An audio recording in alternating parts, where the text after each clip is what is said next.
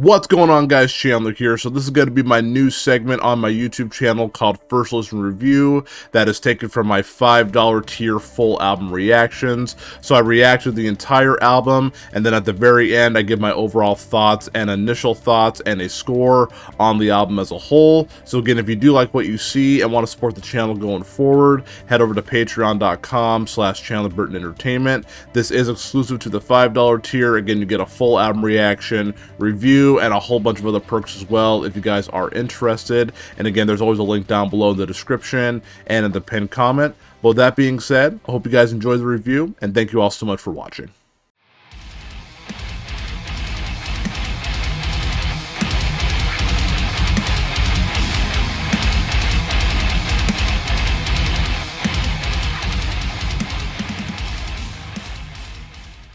Alright, my friends, so again, the Amity Affliction and their brand new album, Not Without My Ghost. I'm really excited to check this one out. Again, everyone has told me, they're like, dude, Chandler, if metalcore is your favorite band, how have you, favorite genre of music, how have you not listened to the Amity Affliction? I have checked them out on the channel before. I did their EP, Somewhere Beyond the Blue, which again, I was really impacted by that album when it comes to the lyrics. I thought it was absolutely incredibly powerful, and I've done the majority of the reactions from this album cycle, and so I'm really excited to dive in as a whole. I love discovering new music for the first time, especially with a band with a huge catalog of music. It just makes me want to go back and just jam it. So again, if I love this, I am absolutely going to go back and listen to the Amity Affliction like on my own free time and just try to take in all that wonderful music. The band has come out and said that this is their heaviest material to date, and I don't know if that's in regards to like the lyrics or if it's in regards to the instruments or both. Some of the reviews have said that's up there with their album Let the Ocean Take Me back in 2014, which a lot of people say is like an instant classic when it comes to like this genre of music. So it sounds like I definitely need to check that album out. So overall, man, I'm really excited. Pretty good length for an album, too. It's about 38 minutes long. Again, we're going to start with the song Show Me Your God, which we have heard before. But again, I am really excited to listen to this album in its entirety. So again, the Amity Affliction and their new album, Not Without My Ghost. Let's go ahead and get it popped off here in 3, 2, and 1. A few moments later. What an awesome way to close the album, dude. I always say for title tracks, you're the guy to really bring the heat with something intense or do something really unique with it. And I felt like compared to the rest of the album, this one was so unique that it really stuck out to me. So I really like the title track. But that was my first time listening to the Amity Affliction all the way through an album. And I got to say, I really enjoyed it. Not a perfect album in my personal opinion, but I'm excited to talk about it. So my first listen review of the Amity Affliction, Not Without My Ghost, is coming up next. So stick around for that. Alright, my friends, so again, that was the Amity Affliction and their brand new album called Not Without My Ghost. We just got done jamming the entire thing. As I said previously, this is my first time listening to an album of theirs all the way through, so how did I like it? Let's definitely talk about it. We're going to talk about some pros, we're going to talk about some cons, my top 3 songs, and a score at the very end. So let's go ahead and start with the pros as always. So a couple of things that stuck out to me. Number one, I really like the lyrics on this album. Now, again, I know a lot of people, you know, like they are considered, they don't really like God per se, and I'm not referring to those types of songs. I'm referring to like, you know, like It's Hell Down Here, Fade Away, When It Rains It Pours, like those types of, or even like Not Without My Ghost. Like I love how relatable it is when it comes to like mental health, and like, you know, sometimes when you try to explain to somebody like I'm actually feeling kind of and they don't really understand what that feels like because again, they just haven't really gone through it. I feel like when it comes to music, I feel like music is like one of my favorite forms of therapy because music is a way, it's like a friend that like talks to you but also listens to you at the same time. And I feel like with the lyrics on this album, they definitely have those moments where it's like, you know, I feel like not that I don't have any close friends or family who aren't willing to listen, but unfortunately sometimes people in life don't have that, and so they can turn to music.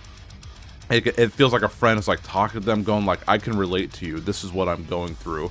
And I think the Amity Affliction, at least on this album in particular, did that really well. There's definitely a few times where it just maybe got me thinking about my life, going like, you know, there's a part on Fade Away where it talks like if I disappeared, nobody would notice. And you know, sometimes I've personally felt that way, and so it felt like a friend that was telling me like I can relate to you with what you're going through sometimes. And so in my opinion, I really love the lyrics on this album. Definitely the biggest standout for me. Just absolutely incredible. Thought it was absolutely fantastic.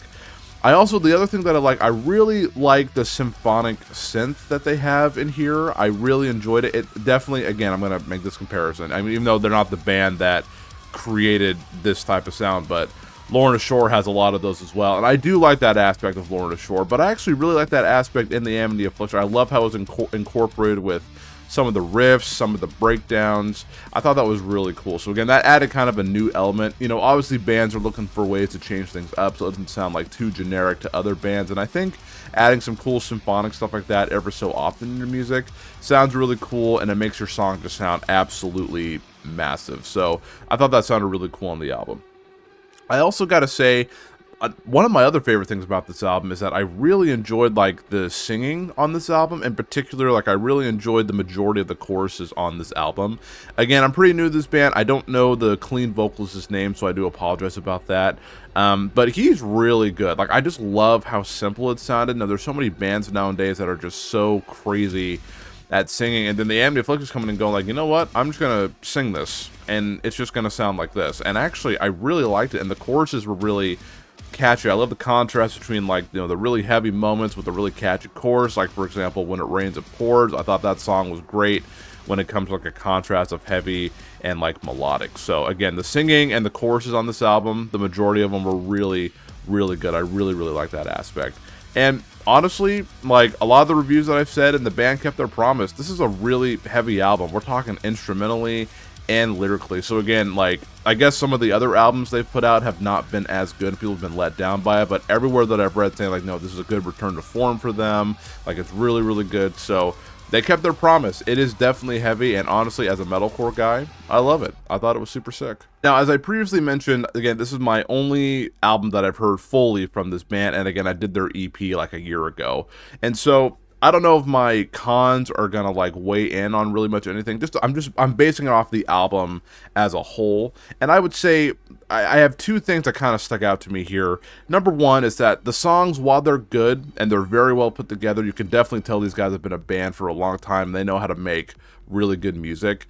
It did feel like on a lot of the songs, like the structure became a little bit repetitive. It became one of those things where it's like, okay, I know exactly what's going to happen here. I know like it's going to be a build up and then to a breakdown, which I kind of want to tie that into that next thing that I just said, is that some of the build ups on this album, while it really like the build up part of it was really cool, and then in my personal opinion, a lot of the time there's a little bit of an underwhelming like breakdown element to it. So again, the build up's really cool, but then what we got after, I just wish it would hit a little bit harder. It kind of reminds me of the song that I did with Micah, What Have I Become, where like the opening riff is pretty cool,